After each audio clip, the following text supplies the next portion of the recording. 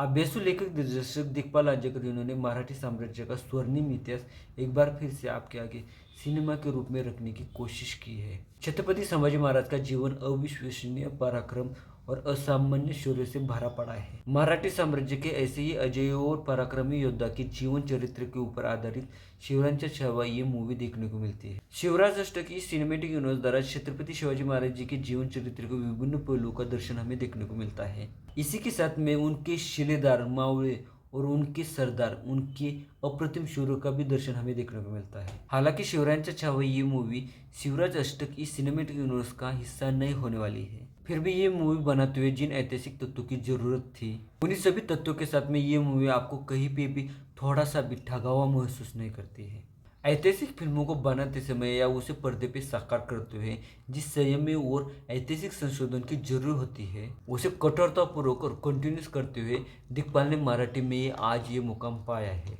आज तक स्वराज्य का सपना मावलों के बेजोड़ पराक्रम से लिए गए कोंडानो और रायगढ़ किले, शाहिस्ते खान और अफजल खान जैसे औरंगजेब के दुष्ट सरदारों को साम दाम दंड भेद इन सभी प्रयासों से परास्त करना हो। मराठी साम्राज्य का ऐसा देदीप्यमान इतिहास शिवराज अष्टक की आज तक की 5 फिल्मों में हमें देखने को मिला है। अब स्वराज्य की बागडोर छत्रपति संभाजी महाराज जी के हाथ में आई है। इसके बाद वाला इतिहास शिवरायांच्या छावा इस फिल्म में हमें देखने को मिलता है। जिस तरह से छत्रपति संभाजी महाराज जी का पराक्रम अलग था उसी तरह से छत्रपति शिवाजी महाराज जी से अलग उनका व्यक्तित्व देखने को मिलता है। मराठी शाही के साम्राज्य में छत्रपति संभाजी महाराज को घर में, साम्राज्य में या साम्राज्य के बाहर जो भी अनुभव आए थे, उनके अगल बगल में जो भी नए पुराने सरदार थे, उनके स्वभाव, उनको आई हुई परेशानियां, इन सभी बातों की कल्पना होते हुए छत्रपति संभाजी महाराज जी का इतिहास बताना ये कोई आम सी बात नहीं है या 1-2 फिल्मों से एक काम भी पूरा नहीं होने वाला है। शिवरायांच्या छावा इस मूवी की कहानी उन सभी सत्ता संघर्ष की कहानी को पीछे रखते हुए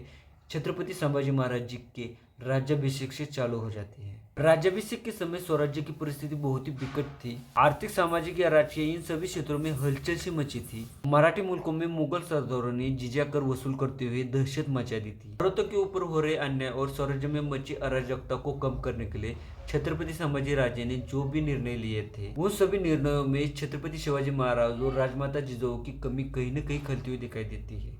बरहानपुर की मुहिम छत्रपति संभाजी महाराज जी के जीवन में एक महत्वपूर्ण मुहिम मानी जाती है। उस मुहिम की योजना बड़े ही ध्यान से और कितनी कुशलतापूर्वक बनाई गई थी। युद्ध क्षेत्र में शत्रु को पूरी तरह से परास्त करने के लिए उसके आस पड़ोस में जिस तरह से दाव पेच लगाए गए थे, जो भी कूटनीतियां लगाई गई थी, मराठी साम्राज्य के गुप्तचरों के सरदार बहिर्जी नाईक, मराठी साम्राज्य के सरसेनापति हंबीरराव मोहिते, इन सभी नए पुराने बुजुर्ग सरदारों के साथ में स्वराज्य की ज्वाला जलाए रखने का काम छत्रपति संभाजी महाराज ने बहुत बड़े तरीके से किया है। बचपन से ही हमारे मन में, हमारे पाठ्य पुस्तकों में हमारा इतिहास, मराठों का इतिहास जिस तरह से सिखाया गया है, फिर चाहे इस इतिहास के ऊपर कितनी भी फिल्में आए, हमें ये बातें उन फिल्मों में देखने को मिलनी ही चाहिए, ऐसा लगना स्वाभाविक सा है। फिल्म के कहानी के साथ साथ संवाद लेखन की भी जवाबदारी दिग्पाल लांजेकर इन्होंने उठाई है।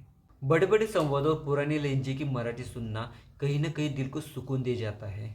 कलाकारों की बात करूँ तो सभी पुराने चेहरे नए फिल्में नए सिरे से देखने को मिलते हैं। छत्रपति संभाजी महाराज जी के राज्याभिषेक से फिल्म की शुरुआत होती है। वहाँ का राज्याभिषेक गीत शरीर के रोंगटे खड़े कर देता है, लेकिन कुछ समय बाद फिल्म थोड़ी सी धीमी हो जाती है। शंभूराजन का शेर के साथ वाला संघर्ष वाला सीन बहुत ही बढ़िया निकल कर आया है, लेकिन वीएफएक्स का और बड़े उपयोग करते हुए उसे और भी रियलिस्टिक बनाया जा सकता था। अभिनेता भूषण पाटिल इस फिल्म में छत्रपति संभाजी महाराज जी की भूमिका में देखने को मिल रहे हैं।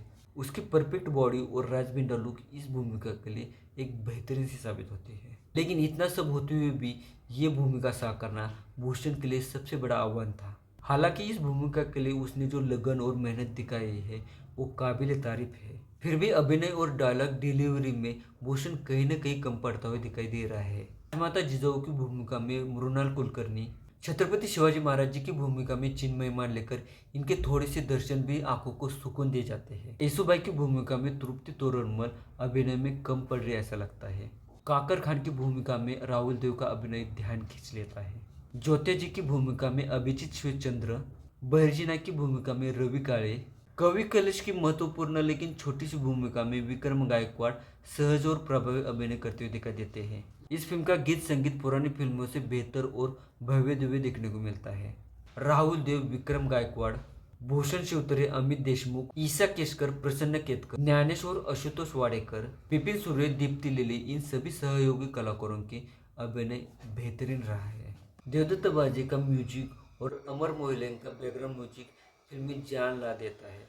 फिल्म की लेंथ अगर कम की जाए तो फिल्म और भी परिणामकारक हो सकती है। शिवराज अष्टक इस सिनेमैटिक यूनिवर्स की बाकी की फिल्में आपको अगर पसंद आई है तो शिवराज छावा ये मूवी आपके लिए एक ट्रीट सी साबित होने वाली है। फिल्म खत्म होते होते शिवरागता आगे भी चलती रहेगी, ऐसा वाक्य लिखा हुआ देखने को मिलता है। शिवराज अष्टकी सिनेमैटिक यूनिवर्स की तरह ही छत्रपति संभाजी महाराज जी के जीवन चरित्र के ऊपर, उनके महान पराक्रम के ऊपर दिग्पाल लांजेकर और भी फिल्में निकालते रहेंगे, ऐसा ओपन सीक्रेट सुनने को मिलता है। दिग्पाल लांजेकर की फिल्म है तो कहीं पे भी आपका अपेक्षा भंग नहीं होता है, लेकिन कुछ कुछ जगह पे थोड़ी निराशा देखने को जरूर मिलती है। छत्रपति संभाजी महाराज जी का ज्वलंत और दगदगता जीवन चरित्र हम सभी के लिए और आज के समय के लिए अनुभव समृद्ध करने वाला और जीवन को दिशा देने वाला सबसे बड़ा उदाहरण होने वाला है। शिवरायांचा छावा ये मराठी मूवी आपको कैसी लगी प्लीज कमेंट करके बताना। मेरा ये वीडियो अच्छा लगे तो लाइक और मेरे चैनल को सब्सक्राइब जरूर कर देना। मिलते हैं अगले वीडियो में और एक नई रिव्यू के साथ में और एक नई फिल्म के साथ में, तब तक के लिए नमस्कार।